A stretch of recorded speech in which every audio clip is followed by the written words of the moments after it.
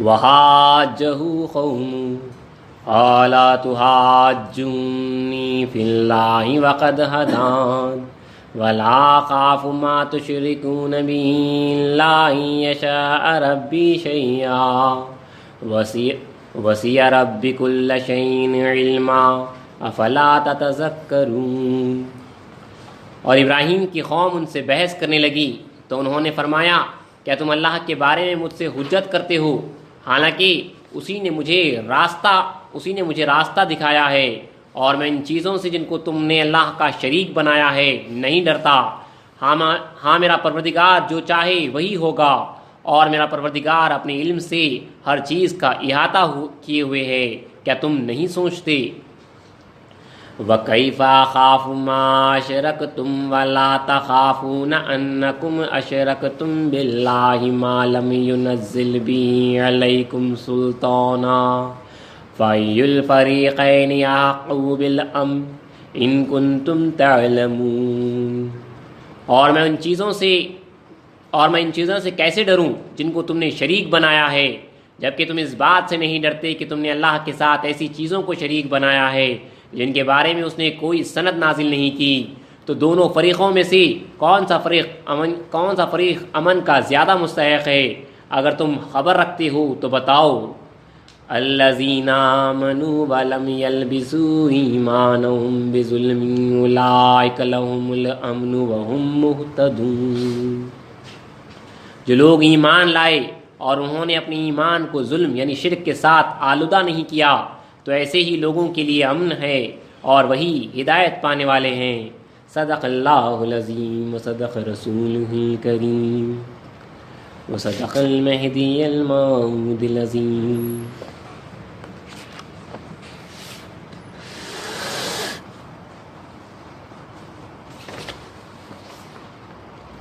اور آداب بندگی میں نماز کے بیان میں ہم سن رہے ہیں دگان تحت الوضو کا طریقہ۔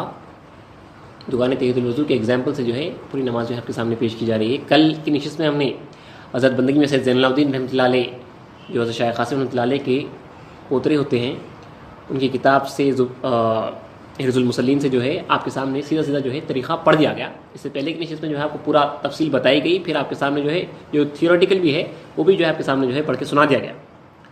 تو ہم نے کل کی نشست میں سنا دگان تحت الوضو کے واسطے وضو اچھی طرح کرنے کے بعد بلا خورد و نوش بغیر کچھ کھائے اور پیے کے پانی سوکھنے سے پہلے بغیر دنیاوی کلام کیے ہوئے آپ کو جو ہے سیدھا آنا ہے اور دگان تحت الوضو پڑھنا ہے۔ بسم اللہ الرحمن الرحیم کہتے ہوئے آپ کو جو ہے سیدھا پیر جو ہے جانماز پہ رکھنا ہے۔ پھر سورہ انعام کی جو ہے آیت 79ویں آیت 79ویں آیت انی وجہت وجہیہ للذی فطر السماوات والارض حنیفا وما انا من المشرکین، یہ آیت پڑھنا ہے۔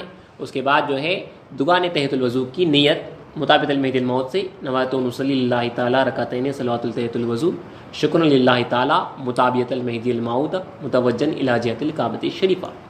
میں نیت کرتا ہوں اللہ کے واسطے کہ ادا کروں 2 رکعت شکرانے کی مطابقت میں مہدی موعود علیہ السلام کی، یعنی اتباع مہدی اسلام کی مقابلۃ اللہ کی طرف رخ کر کے اللہ اکبر کہنا ہے۔ جیسا کہ آپ کو جو ہے رکعت وغیرہ کا طریقہ میں کہتا نہیں، لیکن جو ہے ہم آگے بڑھتے ہیں کس طرح سے جو ہے رکعت باندھنا تھا آپ کو جو ہے بتا دیا گیا۔ اللہ اکبر کہتے ہوئے آپ کو جو ہے رکعت باندھنا ہے، یہ خیام میں آنا ہے۔ خیام میں آپ کو جو ہے سٹارٹ کرتے ہی ثنا پڑھنا ہے، سبحانک اللہم و بحمدک و تبارک اسمک و تعالی جدک و لا الہ غیرک۔ اس کے بعد تعوذ اور تسمیہ، اعوذ باللہ من الشیطان الرجیم بسم اللہ الرحمن الرحیم، پھر سورہ فاتحہ، اور اس کے بعد جو ہے ان 2 رکعتوں میں مخصوص 2 قرآن مجید کی آیتیں امامنا مہدی موعود علیہ السلام نے پڑھی ہے، بندگی میں شاہد دلاور سے روایت ہے۔ تو پہلی جو رکعت ہے اس میں جو ہے والذین اذا فعلوا فاحشۃ والی جو ہے آیت پڑھتے ہیں۔ یہ آیت جو ہے سورہ آل عمران کی 135ویں آیت ہے۔ یہ جو ہے گناہوں کے بارے میں ہی ہے، جو بندے خدا اپنے اوپر ظلم کرتا ہے اور اللہ تعالیٰ سے جو ہے معافی مانگتا ہے، اس بارے میں یہ آیت ہے۔ تو پہلی رکعت میں یہ آیت مہدی موعود علیہ السلام نے پڑھی ہے، وہ آیت جو ہے ہم پڑھتے ہیں، یاد رکھ لیجیے سورہ آل عمران کی 135ویں آیت ہے، چھوٹی سی آیت ہے۔ خیام آپ کا یہاں پہ ختم ہوا، وللضالین آمین کے بعد یہ آیت پڑھتے ہیں، اور یاد رکھیے وللضالین آمین اس کے ساتھ ہی جو ہے سورہ ضم کرنا ہے، ملانا ہے، آپ کو رکنا نہیں۔ اگر آپ اتنی دیر رک گئے وللضالین آمین کے بعد، اتنی دیر جتنی دیر میں اللہم صلی اللہ محمد اتنا کہا جا سکتا ہے، یا سبحان ربی العظیم اتنی دیر کہا جا سکتا ہے، تو جو ہے آپ کے اوپر جو ہے سجدہ سہو واجب ہوگا، آپ کو جو ہے سجدہ سہو کرنا ہوگا، کیونکہ سورہ فاتحہ کے بعد جو سورہ پڑھنے والے ہیں وہ واجب ہے، اور واجب کی مطلب لازم ہے، اس کو تاخیر سے پڑھنے میں، دیر کرنے میں جو ہے آپ کے اوپر سجدہ سہو لازم ہوگا۔ تو یاد رکھیے ولضالین آمین قل هو اللہ احد ولضالین آمین انا اعطینہ، آپ کو جو ہے یہاں پہ بسم اللہ الرحمن الرحیم پڑھنا نہیں ہے۔ بہرحال اس کے بعد جو ہے رکوع میں جو ہے 3 مرتبہ سبحان ربی العظیم بولنا ہے، اللہ اکبر کہتے ہوئے رکوع میں جھکنا ہے، آپ کو جھکنے کا طریقہ بھی بتا دیا گیا تھا۔ پھر سمیع اللہ لمن حمیدہ کہنے کے بعد آپ کو ٹھہرے رہنا ہے، یہ خوما ہے، سمیع اللہ لمن حمیدہ اللہ اکبر یہ غلط ہے، سمیع اللہ لمن حمیدہ یہاں پہ ربنا ولک الحمد بھی کہا جاتا ہے، لیکن یہاں پہ جو ہے ٹھہرنا ہے، اتنا ٹھہرنا ہے کہ پیچھے سے آنے والا شخص کو معلوم ہو کہ جو ہے کوئی شخص، یہ شخص جو ہے قیام میں ٹھہرا ہو، اس طرح ٹھہرنا ہے، پیٹ سیدھی کر کے۔ خوما ہے، یہ چھوٹے گا تو جو ہے سنت چھوٹے گی۔ پھر اللہ اکبر کہتے ہوئے جو ہے آپ کو سجدے میں جانا ہے، سجدے کی تسبیح سبحان ربی الاعلیٰ ہے، اور دونوں سجدوں کے درمیان جو بیٹھک ہے اس بیٹھک کو کہتے ہیں جلسہ، اس میں اتنی ہی دیر بیٹھنا ہے جتنی دیر جو ہے خوما میں ٹھہرتے ہیں، یہ بھی سنت ہے۔ جلسے کی بیٹھک قاعدے ہی کی بیٹھک کی طرح ہے، اس میں بیٹھنا ہے اللہم اغفر لی ورحمنی، یہ پڑھتے ہیں 2 سجدوں کے درمیان جلسے میں۔ پھر اللہ اکبر کی سجدہ کیے، اس کے بعد جو ہے پھر اللہ اکبر کہتے ہوئے جو ہے واپس آپ قیام میں آئیں۔ یہ آپ نے 1 رکعت کی تفصیل آپ نے جو ہے کل کی نشست میں سن لی تھی۔ اس کے بعد لکھا ہے کہ دوسری رکعت کے لیے کھڑا ہو جائے اور سورہ فاتحہ پڑھے۔ اب سورہ فاتحہ یہاں پہ جو پڑھنا ہے آپ کو صرف بسم اللہ الرحمن الرحیم اور سورہ فاتحہ آپ کو پڑھنا ہے۔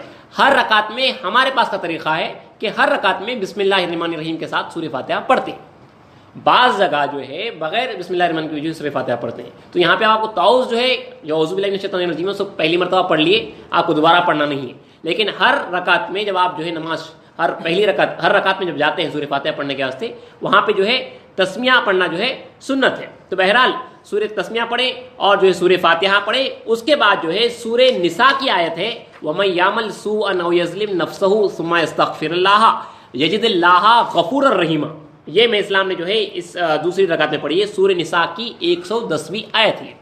ان 2 آیتوں کو آپ جو ہے یاد کر لیجیے، ہمارے پاس جو ہے اویلیبل ہے یہ سب تمام چیزیں، سائن کمپیوٹرز وغیرہ میں بھی جو ہے یہ کتابیں اویلیبل ہیں، چراغ دین نبوی، چراغ دین مہدی، ہماری نماز ہماری دعا، یہ پوری کتابیں جو ہے اویلیبل ہیں، آپ جو ہے وہاں سے حاصل کر سکتے ہیں۔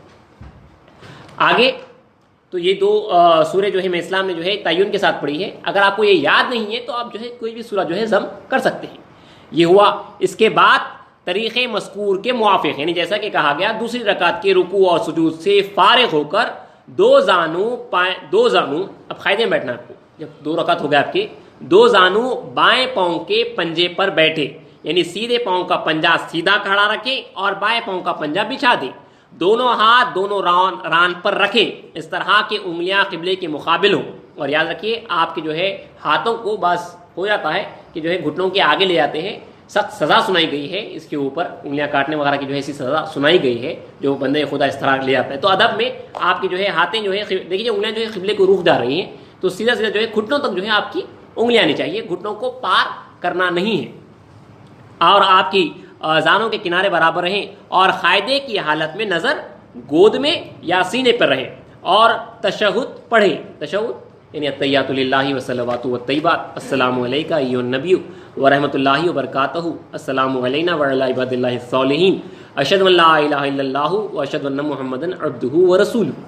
اس کے بعد درود ابراہیم پڑھتے ہیں، اللہم صلی علی محمد وعلی آل محمد کما صلیت علی ابراہیم وعلی آل ابراہیم انک حمید مجید، اللہم بارک علی محمد وعلی آل محمد کما بارکت علی ابراہیم وعلی آل ابراہیم انک حمید مجید۔ درود ابراہیم کے بعض جگہ جو ہے تھوڑا سا الگ طریقہ بھی ہے، آپ کو جیسا یاد ہے اس حساب سے آپ جو ہے یاد کر لیں۔ اس کے بعد جو دعا پڑھی جاتی ہے اسے کہتے ہیں دعائے معصورہ۔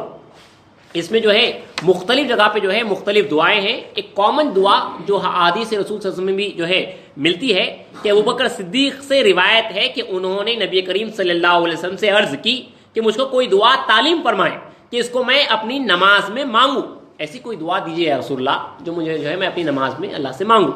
تو آپ نے فرمایا کہ اللہم انی ظلمت نفسی ظلما کثیرا ولا یغفر الذنوب الا انت فاغفر لی مغفرۃ من عندک انک انت الغفور الرحیم۔ یہ دعا جو ہے رسول اللہ صلی اللہ علیہ وسلم نے جو ہے آپ کو سکھائی۔ پس یہ بات پائے تحقیق کو پہنچ گئی ہے کہ نماز میں دعا کرنا سنت ہے، اور بعد نماز ہاتھ اٹھا کر دعا کرنا بدعت ہے۔ بعد دعا، یہ لوگ جو کہتے ہیں کہ الدعاء مخ العبادہ، حدیث ہے رسول اللہ صلی اللہ علیہ وسلم کی کہ جو ہے دعا عبادت کا مغز ہے، تو کہتے ہیں کہ جو ہے نماز کے بعد جب تک آپ دعا نہیں مانگیں گے آپ کی جو ہے عبادت پوری نہیں ہوئی. حالانکہ مغز جو ہے میوے کے اندر ہوتا ہے، باہر نہیں ہوتا. سلام پھیر دیا نماز آپ کی ختم ہو گئی. دعا تو جو ہے اندر ہونی چاہیے. تو دعا جو ہے حقیقت میں جو ہے یہی ہے. ایک تو جو ہے سورہ فاتحہ ہی میں جو ہے دعا ہے، اللہ تعالیٰ سے اہدنا الصراط المستقیم کی دعا کر رہے ہیں. اگر آپ کو کوئی باہر والے پوچھے تو آپ ان کو یہ کہنا ہے، وہ لوگ آپ کو جب آپ سے سوال کریں گے کہ جو ہے آپ سلام پھیرنے کے بعد جو ہے دعا کیوں نہیں کرتے، تو کوئی ایسی حدیث رسول بھی نہیں ملتی. اور یہ آپ جو ہے روایت کر سکتے ہیں جہاں پہ ابو بکر صدیق نے سوال کیا تو رسول اللہ نے جو ہے یہ ہدایت دی. ہمارے پاس جو ہے اتحیات کے بعد درود ابراہیم کے بعد جو ہے دعائے معصورہ پڑھتے ہیں. وہی جو ہے دعا عبادت کا مغز ہے. اور جو ہے مغز میوے کے اندر ہوتا ہے، باہر نہیں ہوتا. نماز کے اندر ہی جو ہے دعا مانگنا ہے. اس کے بعد روایتوں میں آئے کہ ماں باپ اور اپنی اولاد کے حق میں بھی جو ہے آپ دعا کریں. اسی لیے جو ہے ہمارے پاس جو ہے تھوڑی دعائیں کی جاتی ہے. اللہم اغفر لی ولی والدیہ ولی استاذ المومنین و جمیع المرشدیہ ولی من دخل بیتی و جمیع المومنین والمؤمنات. مغفرت کے واسطے دعا کر لیتے ہیں، اپنے ماں باپ کے واسطے، اپنے گھر میں داخل ہونے کے واسطے، اپنے مرشدین کے واسطے، اور جو ہے اپنے استاد وغیرہ کے واسطے جو ہے یہاں پہ دعا کی جاتی ہے.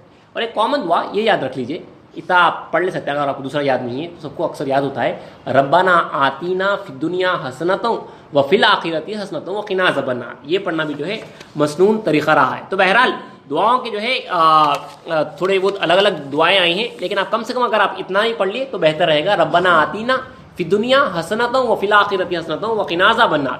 اس کے بعد دونوں طرف ملائکہ کی نیت سے سلام پھیرے، دونوں طرف مونڈوں پہ نظر کرتے ہوئے ملائکہ کی نیت سے کہ آپ جو ہے سلامتی ملائکہ کے اوپر، فرشتوں کے اوپر بھیج رہے ہیں. اور بوقت سلام نظر مونڈوں پر رہے. اس کے بعد مثل سابق سجدے میں جائے، یعنی ہتھیلیوں کو زمین پر مثل سابق کے رکھے اور سیدھا کر کے ہرگز نہ رکھے، کیونکہ یہ بات ترتیب نماز کے خلاف ہے. بعض حضرات جو ہے بعض کے پاس طریقہ رہا ہے، سجدے میں گئے تو جو ہے ہتھیلیوں کو جو ہے الٹا رکھتے تھے. تو یہاں پہ بتایا جا رہا ہے کہ آپ ہتھیلیوں کو اسی طرح رکھیں جس طرح جو ہے سجدے میں جاتے ہیں. تو اب آپ جب دوبارہ سجدے میں جا رہے ہیں تو طریقہ یہی ہے کہ سلام پھیرنے کے بعد پھر اللہ اکبر کہتے ہوئے جو ہے سجدے میں جائے. اور یہاں پہ جا کے جو ہے مسنون دعائیں ہیں، اس کے واسطے بھی الگ الگ دعائیں بتائی گئی ہیں. میں اسلام نے تعلیم دی تھی کہ الہی کفانی من نعیم الدنیا بمحبتی کا و شوق کا و عشق کا و ذکر کا و کفانی من نعیم الآخرتی بلقاء کا و رضائی کا. پھر ہم یہ بھی پڑھتے ہیں ربنا آتینا فی الدنیا حسنۃ وفی الآخرۃ حسنۃ وقنا عذاب النار. ربنا آتینا تصدیق المہدی کما ہوا التصدیق. یہ سب پڑھتے ہیں.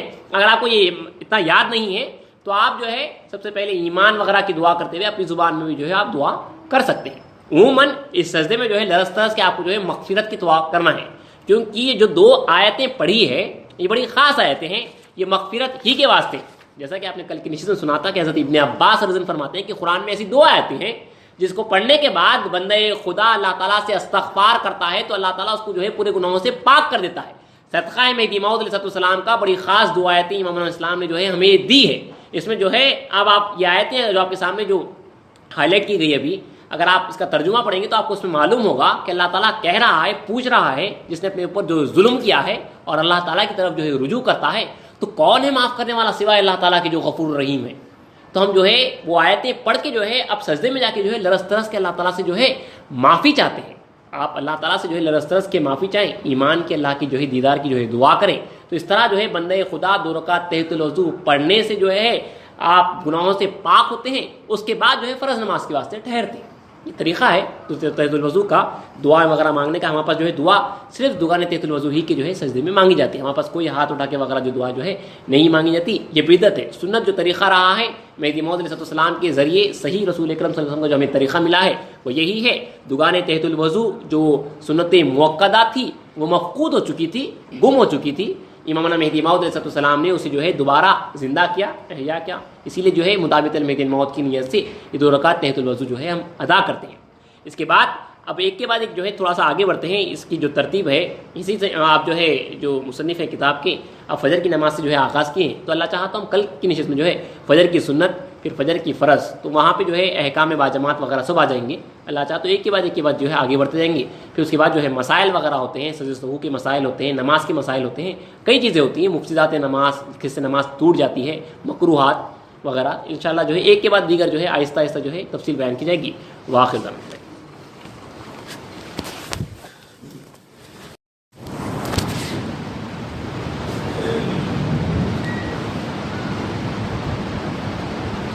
اعوذ باللہ من الشیطان الرجیم. بسم اللہ الرحمن الرحیم.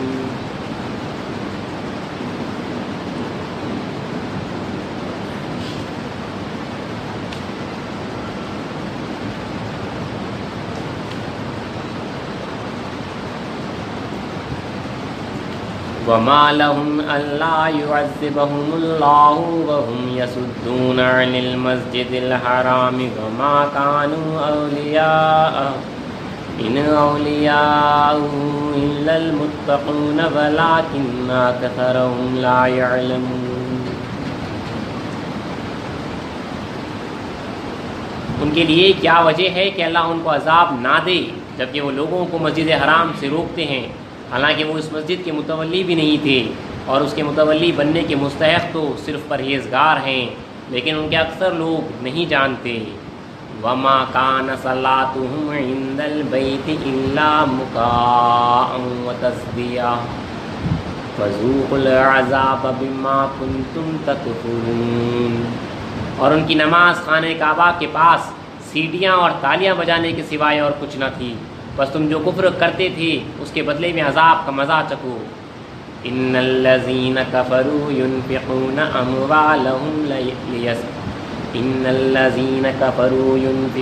اموالهم ليصدوا عن سبيل الله فسينفقونها ثم تكون عليهم حسرة ثم يغلبون والذين كفروا إلى جهنم يحشرون ليميز الله الخبيث من الطيب ويجعل الخبيث بعضه على بعض فيركمه جميعا فيجعله في جهنم أولئك هم الخاسرون. جو لوگ کافر ہیں وہ اپنا مال خرچ کرتے ہیں تاکہ لوگوں کو اللہ کے راستے سے روکیں، سو اب وہ ابھی بھی خرچ کرتے ہی رہیں گے، پھر وہ مال ان کے لیے حسرت کا موجب ہوگا، آخرکار وہ مغلوب ہو جائیں گے. جو لوگ کافر ہیں انہیں دوزخ کی طرف جمع کیا جائے گا تاکہ اللہ ناپاک لوگوں کو پاک لوگوں سے الگ کر دے، اور جو ناپاک ہیں ان کو ایک دوسرے پر رکھ کر ایک ڈھیر بنا دے گا، پھر اس کو جہنم میں ڈال دے گا. یہی لوگ نقصان اٹھانے والے ہیں. صدق اللہ العظیم وصدق رسولہ الکریم وصدق المہدی الموعود العظیم.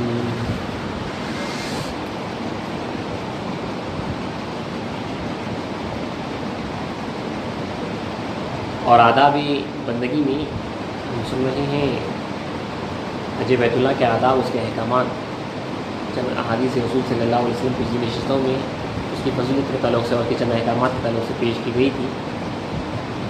گفتگو کو آگے بڑھاتے ہوئے شرائط کی جو حج ہے، حج کی جو شرائط، جو کنڈیشنز ہیں جس کے اوپر حج لازم ہو جاتا ہے، وہ جو ہے آپ کے سامنے پڑھے جا رہے ہیں. تو شرائط حج اس طرح ہے کہ حج کرنے والا مسلمان، آزاد، عاقل، بالغ، تندرست، زاد راہ یعنی ضروری مصارف آمد و رفت کا ہونا تا واپسی، اہل و عیال کے نان و نفقے کا انتظام کرنا، راستے میں امن ہونا، وقت اور فرضیت حج کا علم ہونا، یہ تمام چیزیں جو ہے اس کے حج کے لیے جو ہے شرائط ہیں، شرط ہیں. اگر ان میں سے جو ہے مطلب سمجھیے جو ہے اگر آپ جو ہے اگر کوئی غلام ہے اس کے اوپر جو ہے حج فرض نہیں ہے، کوئی نابالغ ہے، بچہ ہے بھی چھوٹا، اس کے اوپر بھی جو ہے حج فرض نہیں ہے. اسی طرح بیمار ہے تو حج فرض نہیں ہے، اور جو راستے کا خرچ نہیں رکھتا اس کے اوپر بھی جو ہے حج فرض نہیں ہے. مطلب وہ جو ہے ابھی اس کے پاس جو ہے اتنا پیسہ نہیں ہے کہ جو ہے وہ حج کر سکے، اتنی صحت نہیں ہے کہ وہ حج کر سکے، ان کے اوپر جو ہے حج فرض نہیں ہوتا. اور آگے لکھا ہے کہ جو ہے عورت کے لیے شوہر یا کوئی محرم عاقل اور صالح کا ساتھ ہونا شرط ہے. بغیر محرم یا خاوند کے حج درست نہیں، یعنی اس کے ساتھ جو ہے کوئی محرم رشتہ دار، اس کا باپ، اس کا بھائی، اس کا بیٹا، اس طرح جو ہے اس کا بھانجا، جو محرم رشتہ ہوتا ہے ان کا جو ہے ساتھ ہونا کسی کا جو ہے ضروری ہے.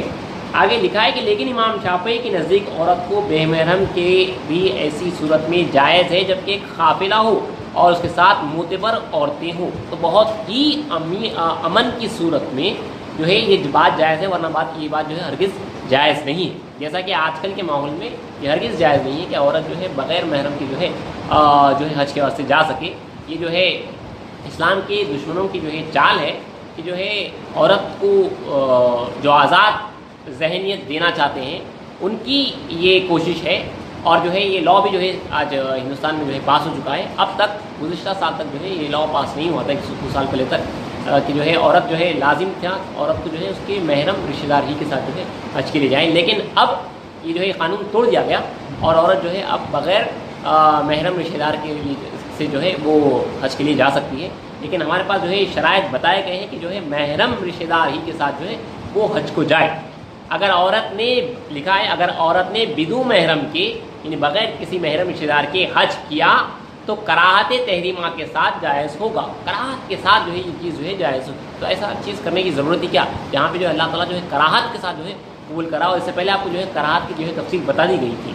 اور لکھا ہے کہ جو ہے مسلم اور ابو داؤد میں حدیث شریف ہے کہ فرمایا رسول اکرم صلی اللہ علیہ وسلم نے کہ عورت مومنہ کو حلال نہیں 3 منزل یا زیادہ سفر کرنا بدون اپنے باپ یا بھائی یا بیٹے یا زوج یا محرم کی یعنی بغیر محرم رشتہ دار کے 3 منزل کا سفر 3 مقامات تک جو ہے سفر جو ہے طے کرنا جو ہے جائز نہیں. حج تو جو ہے بہت دور کی بات ہے. تو سیدھا سیدھا فرما رہے دیکھیے کتنی بڑی حدیث ہے یہ کہ عورت مومنہ کو مومن جو عورت ہوتی ہے اس کو حلال نہیں ہے کہ جو ہے ایک سفر طے کر سکے 3 منزلہ جو ہے سفر یا اس سے زیادہ سفر کرنا بغیر اپنے باپ یا بھائی یا بیٹے یا زوج یا محرم کی کسی جوڑے کے ساتھ کسی محرم کے ساتھ کے بغیر جو ہے اگر وہ سفر طے کرے گی تو اس لیے حلال اسی طرح سے حرام ہے. تو اسی لیے جو ہے ہمارے پاس جو ہے حج کے واسطے بہت سختی سے جو ہے یہ چیز لگا دی گئی تھی کہ جو ہے محرم رشتہ دار ہی کے ساتھ جو ہے وہ حج کرے. بہرحال آگے بڑھتے ہوئے فرائض حج اور واجبات حج آپ کے سامنے پڑھ کے سنا دی جاتے ہیں. تجربے سے گزارش ہے وہ حج کرے ہوئے ہیں ایک پورا تسلسل مطلب جو اراکین ہے اس کو ادا کرنے کا اگر آپ کلپنی اس کو ظاہر کریں تو انشاءاللہ اس کی تفصیل ہمیں سمجھ نہیں آ رہی پریکٹیکل کیونکہ جو ہے ہم صرف تھیوری پڑھ رہے ہیں جو گئے ہوئے ہیں اور پورا کیے ہوئے ہیں تو آپ کو ایک ہمیں اندازہ ہو جائے گا اچھی طریقے سے. تو پڑھ رہا ہوں میں آپ سے آپ کے سامنے کہ جو ہے فرائض حج اور واجبات حج. فرائض حج یہ ہیں یعنی فرض وہ جس میں اگر ایک بھی چیز آپ کی اگر ترک ہو رہی ہے تو وہ جو ہے آپ کا حج نہیں ہو رہا ہے وہ چیز جو ہے ادا نہیں ہو رہی. تو فرائض حج یہ ہے کہ احرام باندھنا. پھر احرام کی تفصیل ہے کہ احرام کہاں سے باندھا جاتا ہے. احرام باندھنا عرفات میں کھڑا ہونا میدان عرفات میں کھڑا ہونا اور طواف زیارات کرنا یعنی جو ہے جو مقامات پہ طواف کرنا ہے زیارات کرنا ہے وہاں وہ کرنا ہے. 3 چیزیں جو ہے فرائض میں گنی گئی ہیں. تو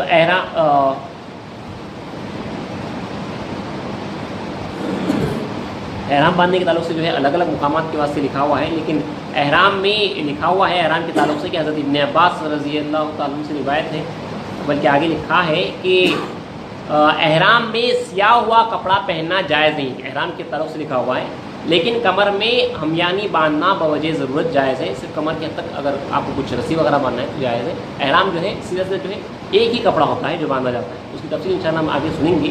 تو فرائض حج میں جو ہے یہ 3 چیزیں ہیں احرام باندھنا عرفات میں کھڑا ہونا اور طواف زیارات کرنا.